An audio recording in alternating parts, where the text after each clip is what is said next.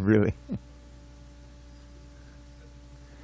Jaya Radha Madhava Punjabi Hari.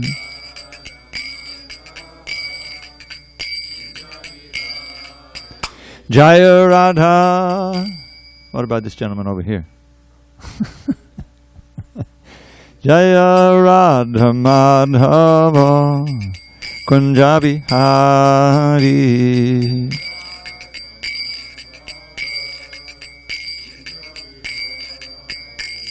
Gopi Jana Vallabha Girivaradhari.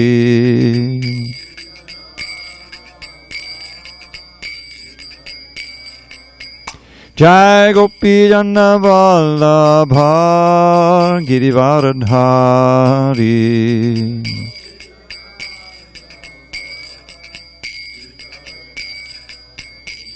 Yashodanandana Braja Jana Ranjana.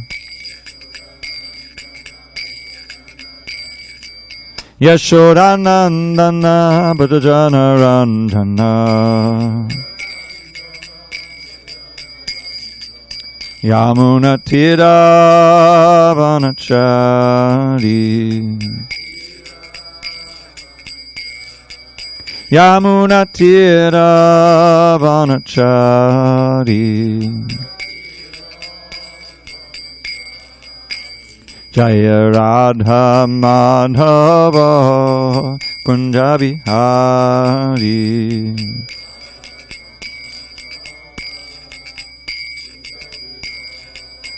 Jaya Radha Madhava Punjabi Hari.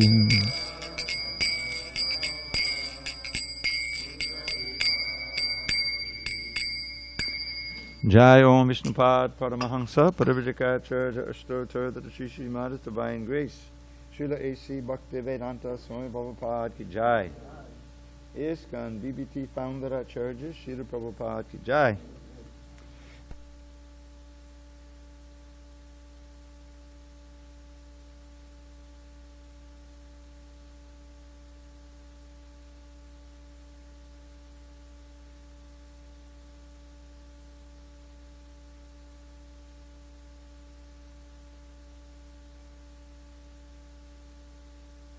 Hare Krishna Prabhu, if you're talking, we can't hear you on the internet, I don't think. At least I can't. I can hear his voice, so... Oh, okay, it must be me. Sorry about that. I can hear you. Yeah.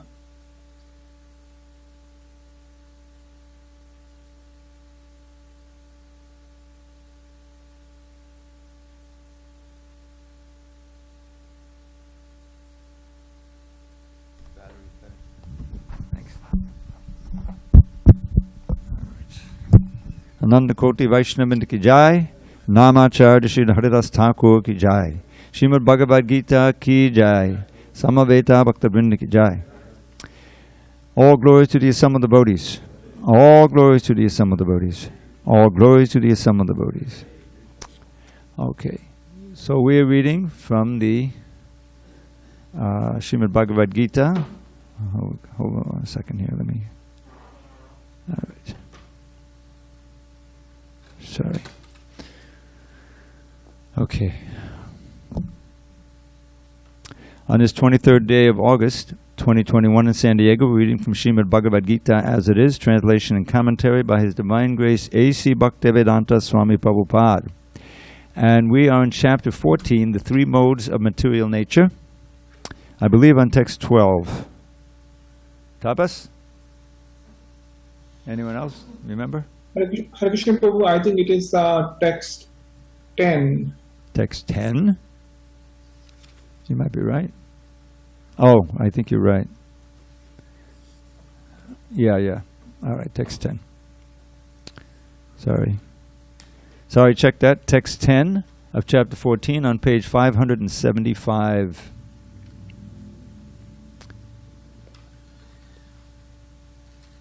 Rajas, Tamas, Chabibuya, Sattvam, Bhavati Bharata, Rajak, Sattvam Tamaschaiva Tamak Sattvam Rajastata Rajastamascha Sattvam Bhavati Bharata Rajak Sattvam Tamaschaiva Tamak Sattvam Rajastata Rajastamascha Vibhuya Sattvam Bhavati Bharata Rajat Sattvam Tamaschaiva Tamak Sattvam Rajastata. Please chant. Mukunda. Rajastamascha Vibhuya Sattvam Bhavati Bharata Rajak Sattvam Tamaschaiva Tamak Sattvam Rajastata.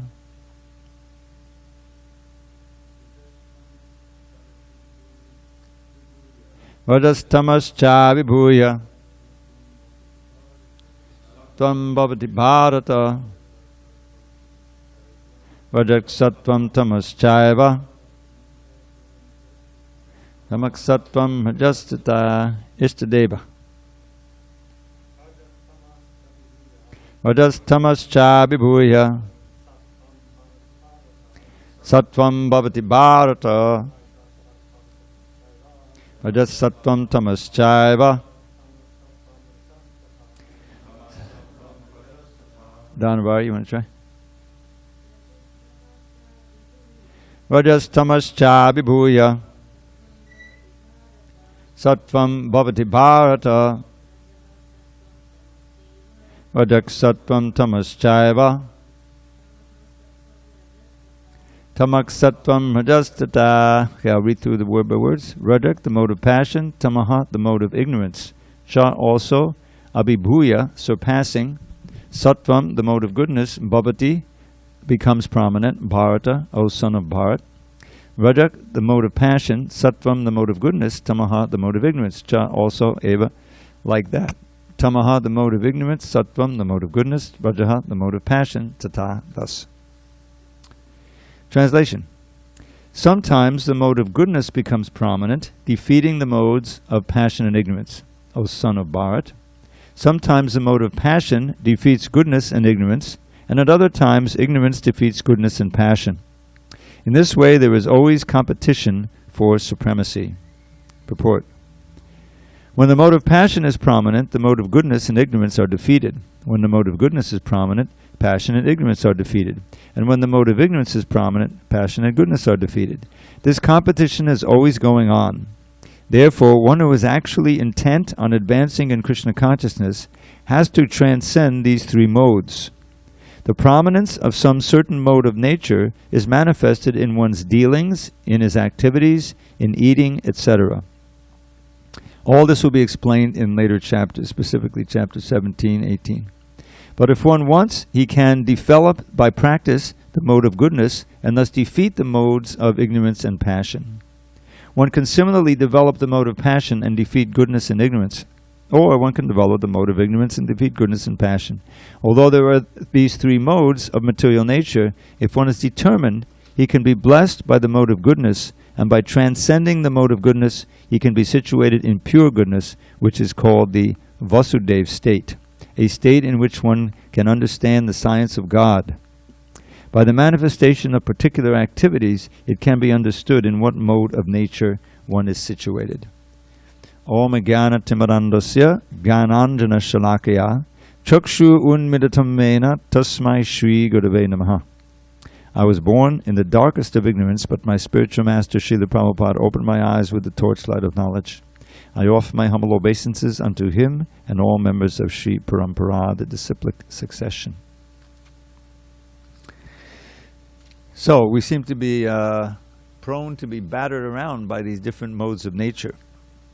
And indeed, unless we have a system of yoga by which we can determine which mode of nature is most prominent in our being, we will be battered around. And in other words, we really can't control what's going to happen in our environment that's going to pull us in one direction or another. So the Vedic literature, beginning here with the Bhagavad Gita, gives us a means by which, first of all, we can see the value of rising up in the modes and ultimately transcending the modes. The ultimate value, the basic value, is that you can ultimately reach this Vasudeva state in which Vasudeva, Krishna, is manifest, and get out of this entanglement of the material energy entirely. What's the advantage of that? No more birth, no more death, no more old age, disease. That's a big advantage. And we promised in this Bhagavad Gita and other literatures that there's also going to be a positive state of happiness and bliss that's not eclipsed as it is in this material world by misery and depression and all these other things. In other words, we can actually go back to Godhead, to our original state.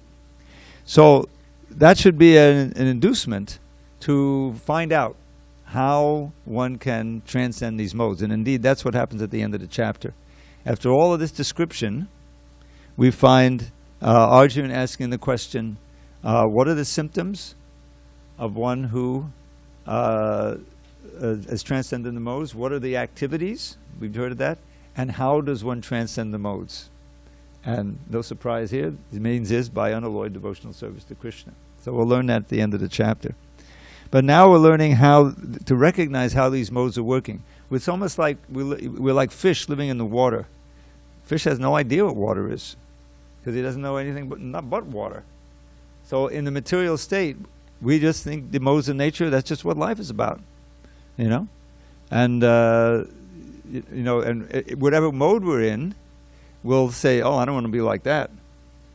You know, if someone is in the mode of passion, he doesn't want to be like a poor guy lying around on the street pushing his cart around, you know. He's a loser. I'm a winner, right? And those people who have withdrawn and gone to the country and living life and meditation, they don't know what real life is about. You know, I'm gonna get this job and get this and invest here and make more money, and I'm gonna enjoy, buy that house, and the mode of passion.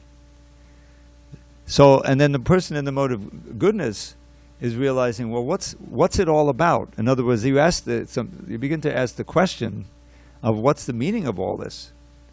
This is the symptomatic of the mode of goodness. You're thoughtful. You're not simply wrapped up in the impulses of the passions and, you know, highs and lows of the material world of the mode.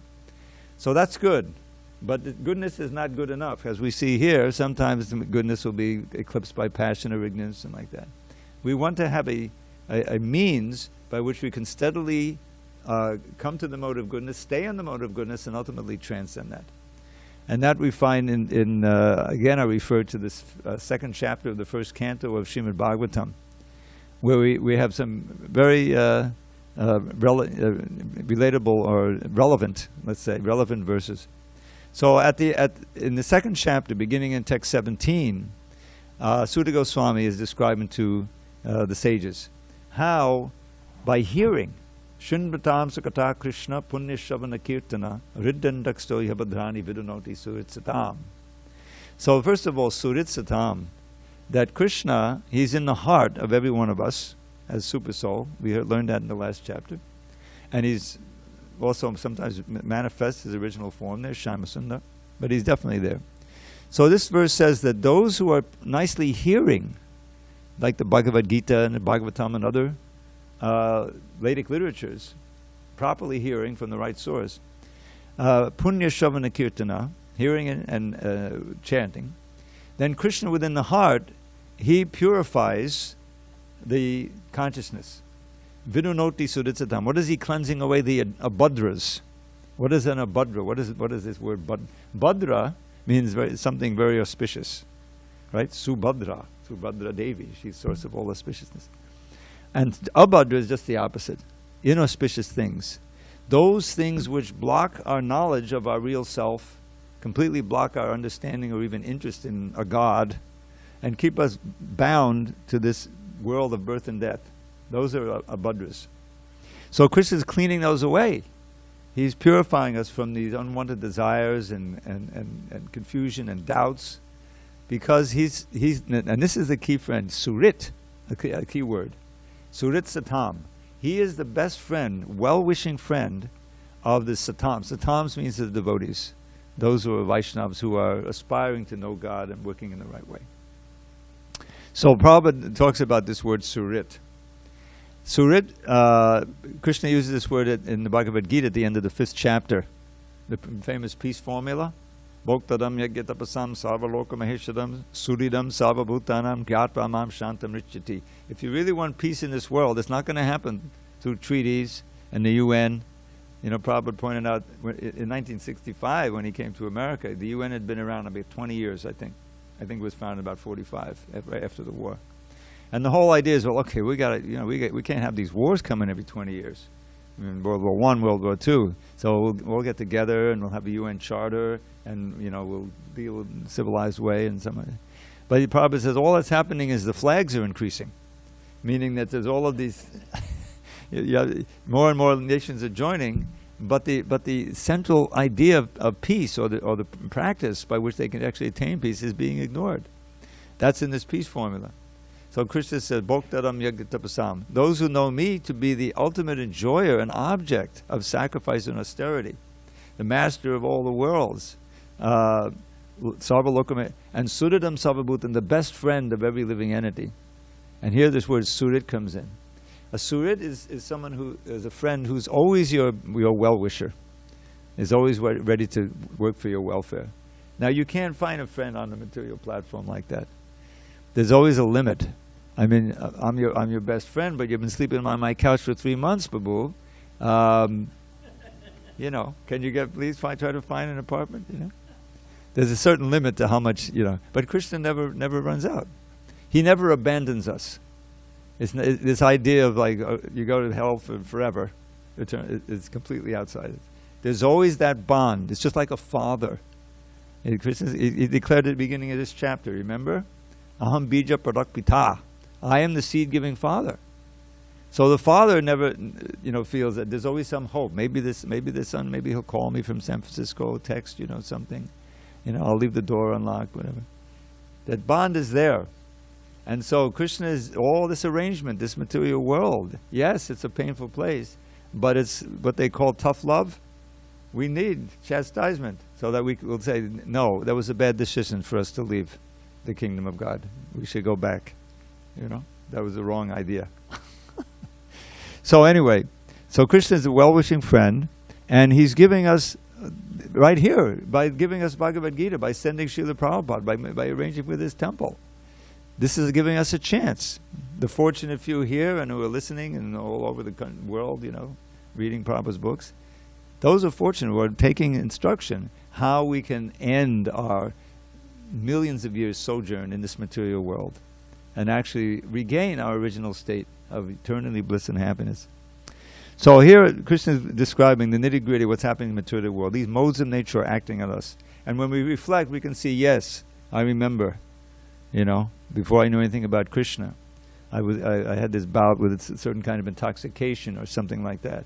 Or I was so much passionately involved in trying to enjoy, you know, but all I found was highs and then lows, highs and lows. It is not going to reach the point of steady happiness. And so these are the modes of nature working. So now we're learning how they manifest, what the symptoms are, we can recognize them, and ultimately how to transcend them, how to come up above the modes of nature to the mode of goodness and ultimately pure goodness. And that's the platform upon which we can really enjoy steady happiness. Not from sensations, but from within, from tapping into that reservoir of pleasure, which is Krishna. Yeah, what is his nature? We've mentioned this so many times. Anandamayo bhyasat. Who remembers what that means? Raise your hand, or even if you're really enthusiastic, raise your hands. No one remembers. Anandamayo. What is Ananda? And what does Maya mean? In this case, there's full of. Just like you have Karunamayi, that's a favorite name. Someone who's full of the female form, full of compassion. Krishna is Karunamaya, and he's also Anandamaya. So that's right in the Vedanta Sutra, you know. So we are part and parcel of Kṛṣṇa. Our nature is to also be always full of bliss. But that's not our nature. That's not our experience in this material body, is it? No. There's a lot of misery and fear and all these different things. So therefore, we want to come from where we're at to that original state. It's not something unnatural. Our natural state, just imagine, eternal life, full of happiness, full of bliss, full of knowledge. That's Satchidananda. And this Bhakti Yoga process, and based on this knowledge given to us, is how to attain it. So let's read on if there's no comments or questions. We have a question. Yes, go ahead, Dhanaway. Hold on, we got a mic for you. Because we have an audience, as you well know, right? As mostly you're in the audience, in the internet. Hare Krishna, Prabhu. Is it on? Yeah, just speak loudly into the mic. Hare Krishna. Go ahead. Okay, thank. So first question is, what chapter that we do not this slok, is it in first Bhagavatam? That's in the second chapter of the first canto. Second chapter. In the one in the Bhagavatam? Bhagavatam. Yes. Second 1 chapter. to 17. 1 to 17. Thank you. And one more question. Close. Okay. Go ahead. I experience. I don't know. I'm sure other people, other devotees experience too. But I experience, like you said, low and up and low in this mode of different modes. We have three guna, Yeah, that's Shakti the three, verse we read. and Yeah. three modes of. So sometimes Satvikam mode of passion comes, then I get beat up, and then I'm like, no, I shouldn't be too passionate. I get beaten up by whatever, something, that I'm trying to be too passionate about it. And I realize that this is the mode is coming now, or whatever, tamasic or rajasic or sattvic. So in slowly I'm realizing it, but sometimes I'm like, how am I don't want to be in this mode, and how should I get out of even? Yeah. Well, that's it's good that you know that. In other words, most people have no idea what's going on, right? That's just life. But that's just material life. But we want to be on spiritual life. So we have certain techniques, spiritual techniques, chanting the holy name, giving up certain things, taking on certain practices. And the more that we become fixed in the practice, the more that we'll find ourselves more fixed in goodness. That's the next verse. That's the next verse in the Bhagavatam. It says, Nashta prayesha badreshu nityam bhagavata sevya bhagavad gita mashloke bhakti bhavati naishtiki. That word naishtiki means no more fluctuation. Nishta. And so by this process of regularly hearing from the Bhagavatam and serving the Bhagavat, the great devotees, almost all of these abhadras become destroyed. In other words, this is the inner consciousness is being purified, so that we won't have the tendency to be affected so much and to be whipped around by the modes of nature, and you become fixed in goodness. That's what that whole section is about. Until you come to the point, tadadadas tamobhava kamalo cheta eta anastitam sattve prasidati. He becomes fixed in the mode of goodness and become more and more naturally happy. Then you have more evam prasanna manaso, and you're naturally joyful. The natural state is coming out. And then the last one says ultimately, drishta evatmanishure. You see Kṛṣṇa in your heart. You see your own self in your original form, and all your doubts are finished, your karma is finished, and the heart, knots in the heart, the attachments are destroyed. So the whole thing is a progression. And it's the same thing is being given here. At the end, Kṛṣṇa will say, Mamchyo vibhacharena bhakti yogena sevate. How to attain pure this transcendence? By undeviating devotional service to me. It always comes back to that. Very nice. Should we pray at the same time that we please take my anartha away and be... Absolutely. We should always pray like that, yes. Thank you so much, Hare Krishna. As you chant, that can be your prayer as you chant Hare Krishna. Okay, you want to have a question? Yeah. Go ahead. Thank you. Is there a difference between Shuddha Sattva and Vasudeva state? No. That's it. Yes. So the pure goodness is the Vasudeva state. The state in which Vasudeva appears. All right, let's go on. We are in text 11, isn't it? Yes. So how do we know if we're in the mode of goodness? Sarvadvareshu dehismin prakasha ubhajayate Jnanam yada tada vidyad vividham sattvamityuta. The manifestation of the mode of goodness can be experienced when all the gates of the body are illuminated by knowledge. Purport. There are 9 gates in the body: 2 eyes, 2 ears, 2 nostrils, the mouth, genitals, and the anus. When every gate is illuminated by the symptoms of goodness, it should be understood that one has developed the mode of goodness. In the mode of goodness, one can see things in the right position, one can hear things in the right position, and one can taste things in the right position. One becomes cleansed inside and outside. In every gate there is development of the symptoms of happiness, and that is the position of goodness. So, they're describing the different 9 gates, and they listed here the eyes, ears, nostrils, mouth, genitals, and anus. So mostly they have to do with the senses, the sensations, the eyes and ears and things like that, in which we receive stimuli from outside. So, illuminated by knowledge means that we talked about seeing. That was very, very common in the last chapter. You remember all those verses? When one can really see with the eyes of transcendence, then you see this. You are able to see or perceive the soul in everybody, the super soul, and things like that. So each sense, the hearing, very important. How do we hear? What do you hear? When you hear the same vibration means different things to different people. Like the animals, they also have hearing, but they can't understand any of the words. You know, they may be looking for some inflection of some emotion or whatever, you know, but they're not really understanding what's going on. So when you can hear purely, and you can perceive, and also hearing means to remember Krishna's words in the Bhagavad Gita in the 7th chapter, where he says, Shabda ke parashang nashu. I am the sound and ether. Every sound we hear should remind us of Kṛṣṇa. Oh, he says it's sound and ether. And we should search out those sounds, especially that directly remind us of Kṛṣṇa, such as Bhagavad Gita, the holy name, and things like that. So each sense can be purified, and that indicates you're in the mode of goodness. When we are in the mode of passion, we're seeing things through that lens. What's going to please me? What's going to be inviting into my senses?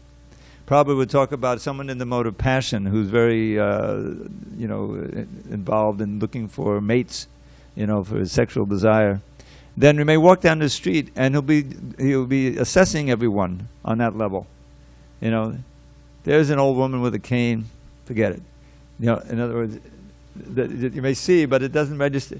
Whereas a devotee, you say, oh, there's a living entity, Maybe I'll give her a little pamphlet on Krishna consciousness, something like that, or at least a Hare Krishna, a living entity. Same thing, you see, I told this story. I just go on my walk normally, and I take a flashlight. Now it's getting a little darker, progressively, because I don't want to step on any bugs.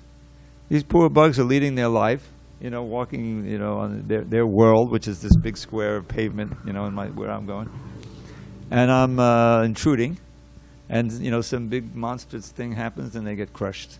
Well, I don't want to be part of that. That's my karma, and it's a living entity.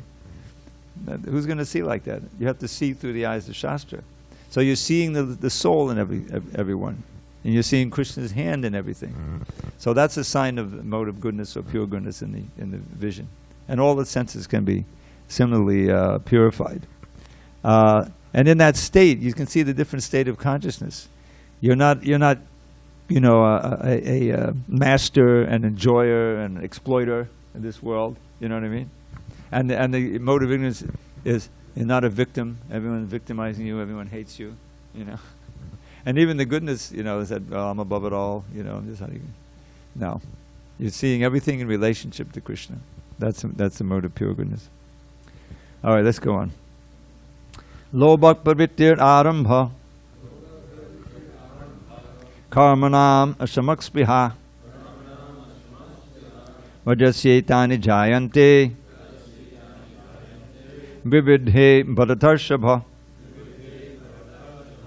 O chief of the Bharats, or chiefs of the Bharatas, descendants of Bharat, when there is an increase in the mode of passion, the symptoms of great attachment, fruit of activity, intense endeavor, and uncontrollable desire and hankering develop.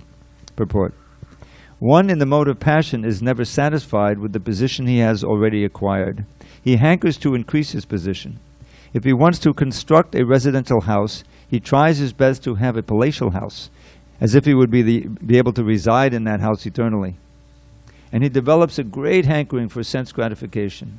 There is no end to sense gratification. He always wants to remain with his family and in the house and to continue the process of sense gratification. There's no cessation of this. All these symptoms should be understood as characteristic of the mode of passion. So, this sense that I am the enjoyer, this is the central to the mode of passion. And there's never enough. There's never enough. We learned that in the 3rd chapter. Arjun asked Krishna the question, which any of us could ask, what is it that forces one to perform activities that he even knows is bad for himself? Right? Have you ever had that experience? I remember when I learned to smoke. I grew up in the 50s and 60s. Humphrey Bogart, everybody was smoking on the screen. And so what am I, so I said, okay, I'm 15 now. I have to learn to smoke. So I remember I went out to the park, I lit a cigarette. All right, I got to get over it. Got to used to it. So eventually I smoked. Luckily I didn't smoke all that much. I'm a pack a day max, which is pretty bad. But anyway, I gave it up after about 7 years, thank God. But at a certain point, it comes, the point that, well, I got to have the cigarette. I know it's bad for me, but I'll just be on edge and I'll be miserable if I don't have it. So, in other words, it's literally the mode of passion leading to the mode of ignorance, And that's, these very powerful desires, they take over the heart of the materialist because they don't know anything else. In Krishna consciousness, by the process of chanting Hare Krishna, you're transferring the desire. You can't kill desire. We don't want to kill desire. We want to purify it. That desire to spiritual things, Krishna things. And of course, living in an ashram amongst devotees is a very wonderful and powerful feature of giving us the spiritual strength to give up those things which we have become addicted to. 4 regular principles: illicit sex, meat eating, gambling, intoxication. None of those is necessary, and none of those is really going to make us happy. And so if you give those up on the strength of spiritual practice, then you feel relief, because it's not just austerity, it's not just renunciation. You're experiencing a higher taste. You remember that verse way back in chapter 2, which is so key? This is one we should all learn. Vishayavane vartante niraharasya dehinak rasabhardam prasobhyasya padam drishtva nivartate. That the vishayas, literally the objects of the senses, sense gratificatory objects, vinivartante nirahara. If you decide to not consume them, niraharasya, ahara means to eat. It's okay, I'm giving them up. You see? But the taste remains. The taste remains. How many tens of millions of dieters? I don't know, maybe even some of us were amongst those. I never had to go on a diet, obviously, I was skinny. But Sharaba, you don't know. He used to be 250, 300 pounds. And look at him now. No, I'm kidding. He was never fat. But there are people like that, right? So someone decides, okay, this is it. I've had it. And no offense, but I think the majority of them are probably ladies who are on a diet, So what is that? This exactly, niraharasya. I'm not going to eat it. I'm not going to eat it. And maybe you get to with others, and I don't know. There's all kinds of ways. I'm going to willpower. So you give it up, but the taste remains in your heart.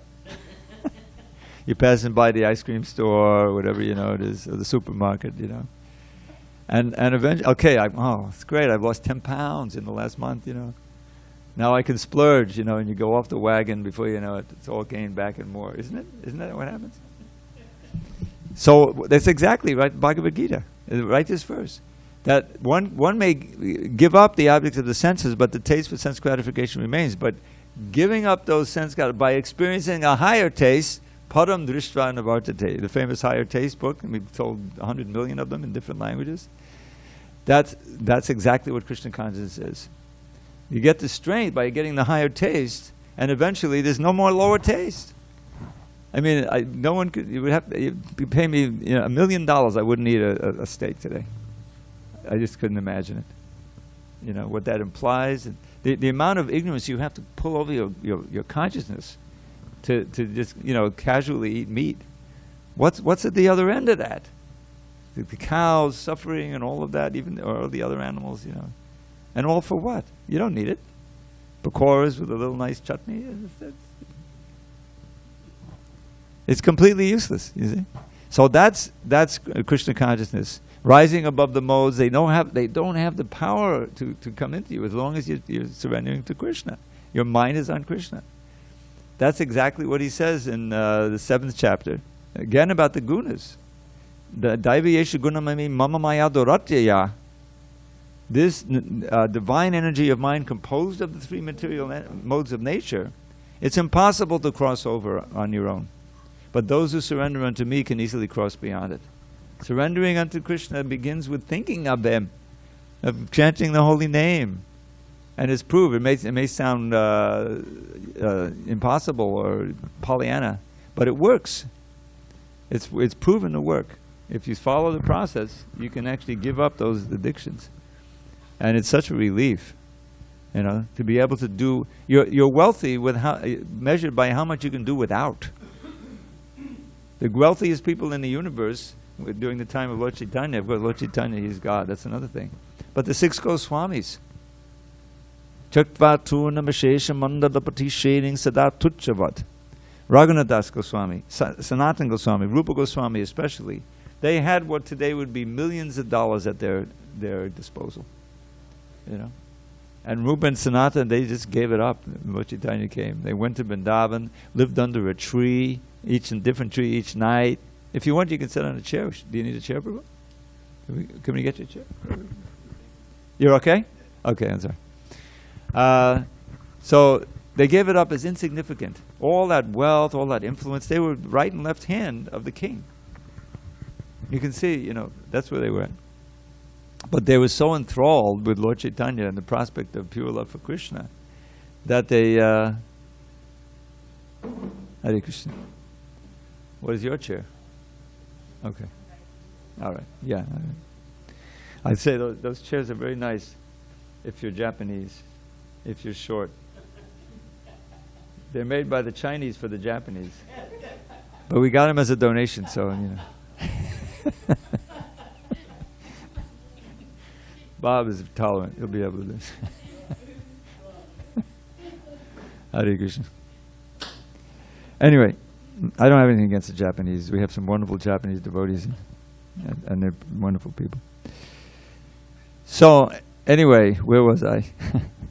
In other words, the process, this whole explanation of the modes of nature, this is what we want to try to get free of. They're described like ropes in the 7th chapter, in the commentary. Gunamahi ropes that are binding us to this world. So we can't get free on our own, but we can get free by taking shelter of a process given by a superior person who's already free. Sharma must have something to say because he's got that mic in his hand. I actually had. Oh, that's you got to. Okay. But Hold it close. Is it on? I had a question regarding Kshatriyas. How do they go? Because they have to be violent. So how do they go with elevating to Shuddha Sattva? Yeah. Well, that's a good question. Mostly they don't. But if they're Arjun, Krishna is telling him, fight for the sake of fighting. In other words, be my instrument. Nivitta tarshai rupadiyamano. No, I'm sorry. Nimitta matram bhavasavyasacha in 11th chapter. So yes, Arjun was employing all of his skills, but he was doing it wholly and solely for Krishna. So therefore he wasn't, he was like employing the mode of anger, for Krishna. So it wasn't affecting him deep inside. You know, it's tricky when you're dealing with these things. You know, it's just like being in household life. Yes, we can have sex for Kṛṣṇa. That's what he says. Dharma viruddha buddhashu, for the reason of having a child and raising him in Krishna consciousness. But it's like using a weapon and not being entangled in the whole idea. Oh, I'm so empowered by this weapon. You know, I'm identifying with it. But you're actually using it for a higher purpose. That's why, you know, it's so important to be fixed in Krishna consciousness before you engage in these kind of activities that can easily sweep away the mind. So it's possible. You know, and Arjun, he was in transcendence. And it proved it because he didn't want to fight. The last thing he wanted to do was fight and kill his guru, his teacher at least, you know, his teacher, Dronacharya, his beloved grandfather, and all his friends and relatives. So he certainly wasn't doing it out of passion. He was doing it on the level of simply serving Krishna's desire. And in that way you remain entangled. Even if the endeavor fails, you don't feel, oh, I'm a failure. I did my best to serve Krishna, and so I'm not attached to the result. You have to remain steady in all circumstances. And this is the only way to do it is to remain fixed in Krishna's service. Be doing it for him. Not easy, but it's possible. Okay. This is why I bought this. Give me 1 second here. Time out.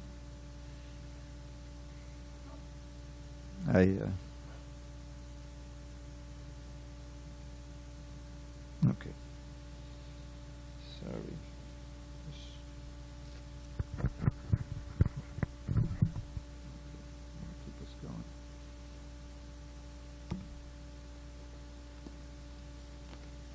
There we go. All right. Sorry about that. All right, so where were we? We were on text 12?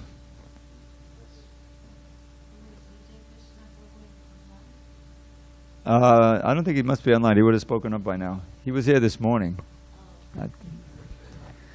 Lobak pavittir arambha karmanam shamakspiha vajasyetani jayante vividhe bharatarshaba. O chief of the Bharatas, when there is an increase in the mode of passion, the symptoms of great attachment, fruit of activity, intense endeavor, and uncontrollable desire and hankering develop. We read that, didn't we? Okay, how about 13? Aprakasho pravittischa pramado moha evacha tamasetani jayante vividhe kurunandana. When there is an increase in the mode of ignorance, O son of Kuru, darkness, inertia, madness, and illusion are manifested. Purport. When there is no illumination, knowledge is absent. One in the mode of ignorance does not work by a regulative principle. He wants to act whimsically for no purpose. Even though he has the capacity to work, he makes no endeavor. This is called illusion.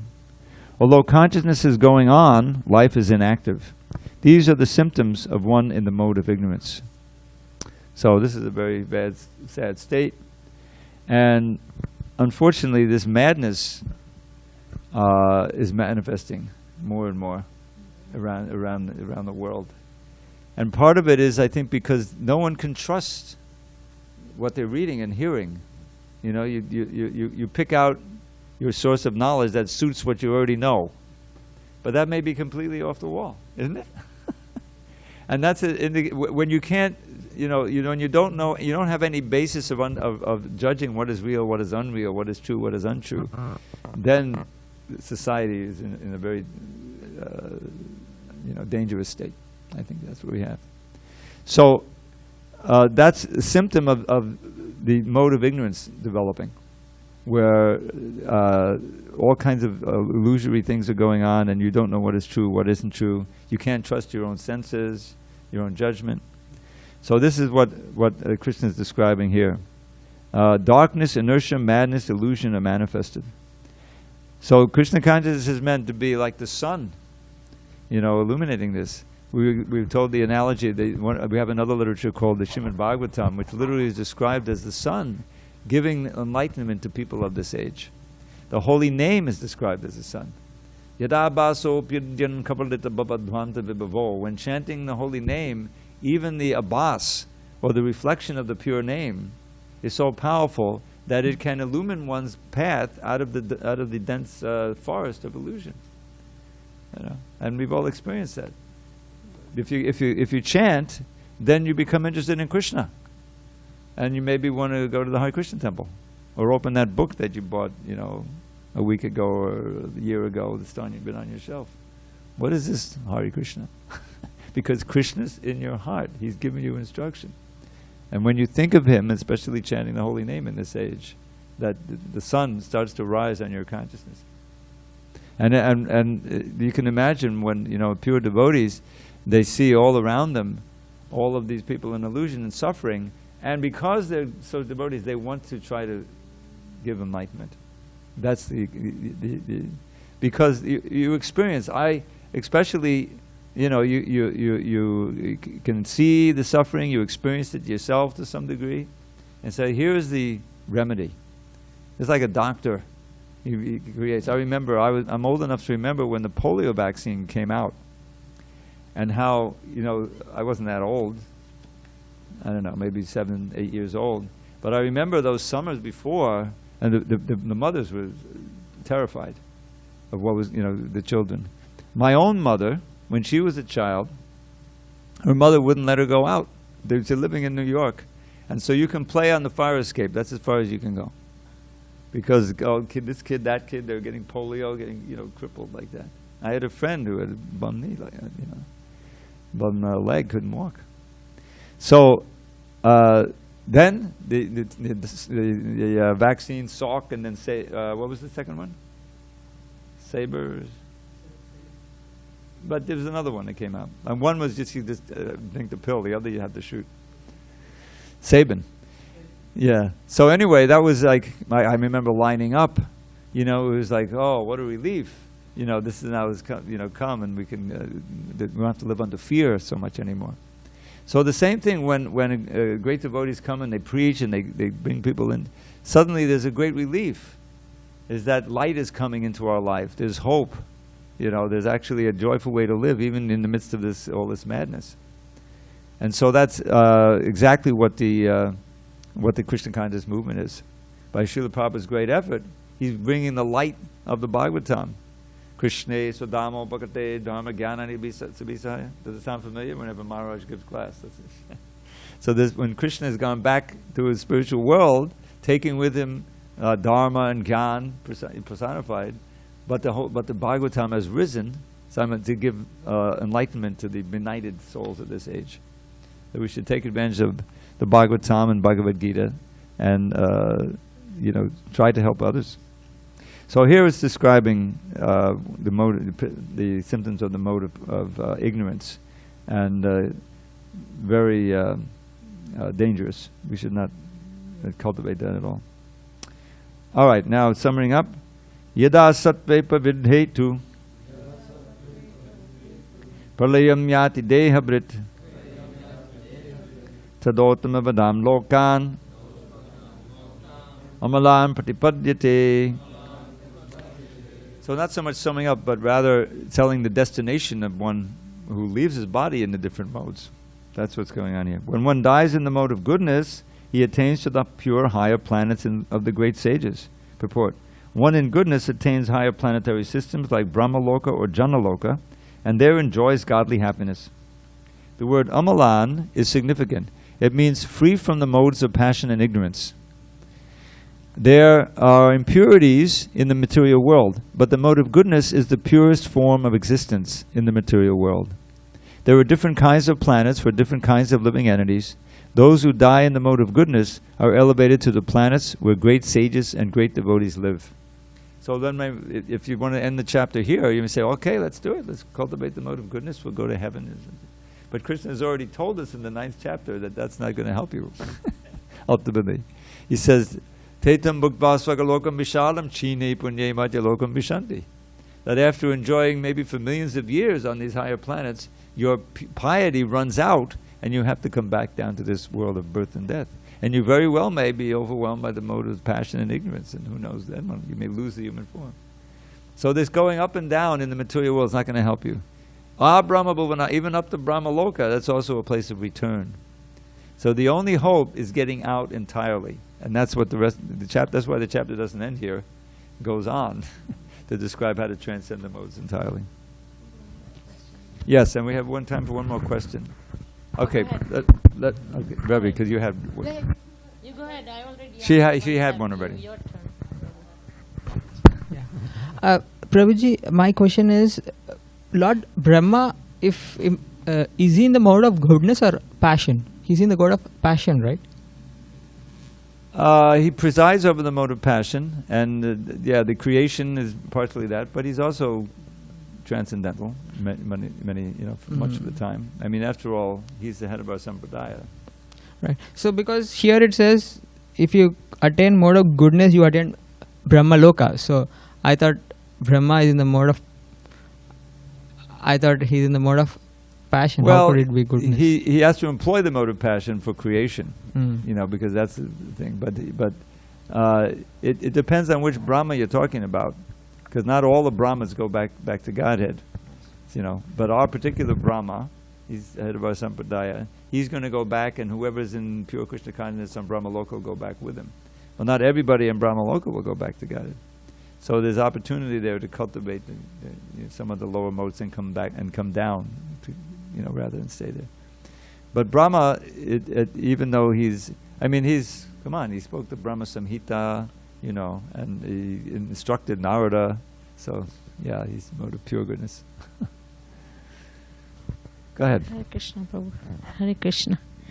So my question is, when you just mentioned about the heaven, like Swarga Loka, the people, mode of goodness, they go there, and there is, I always get confused. There is no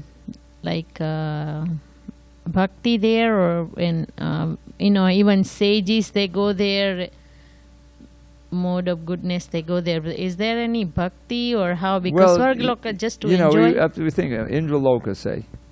So Indra himself is a devotee, right? He's managing the weather system and all these things for Krishna. But we see Indra keeps getting affected by the mode of passion.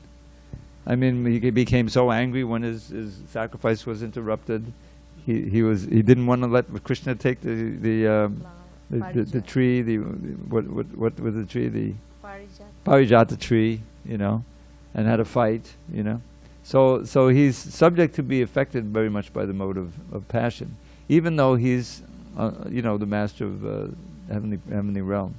So heaven is not a place where we want to go, because you easily can forget how miserable the material world is. You're enjoying godly delights, Better to be on this plane, because it's not so difficult like hell, where it's very difficult to practice, But it's medium. I mean, there's enough suffering to remind us it's not our home, but there's also the Hare Krishna temple. So this is the best place to practice devotional service. And in fact, this particular Kali Yuga is very fortunate because of Lord Chaitanya having come. It's in the Bhagavatam like that. Right after the verse describing how Lord Chaitanya is Krishna, then it says, Kaling Sabhaji Antyaya Guna Gya Sarva Bhaganaha Sarabhaginaha Yatra Sankitane Naiva Sarva Swarto Vilabhyate. That those who really know what's what, the Aryans, and they worship this Kali Yuga, because in this Kali Yuga, just by Sankirtan, you can achieve congregational chanting of the holy name. You can achieve all your transcendental desires and go back to God. The special favor.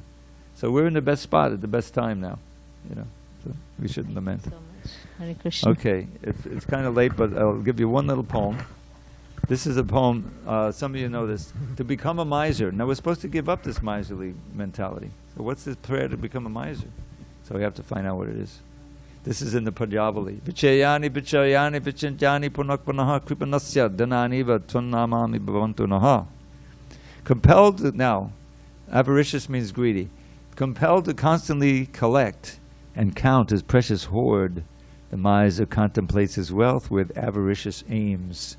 Please bless me to become a miser who's compelled, O Lord, to constantly collect and count and contemplate your names. We just have to transfer that greed from material to spiritual, and then we'll go back to God. All glory to Srila Prabhupada. Thank you very much. Hare Krishna.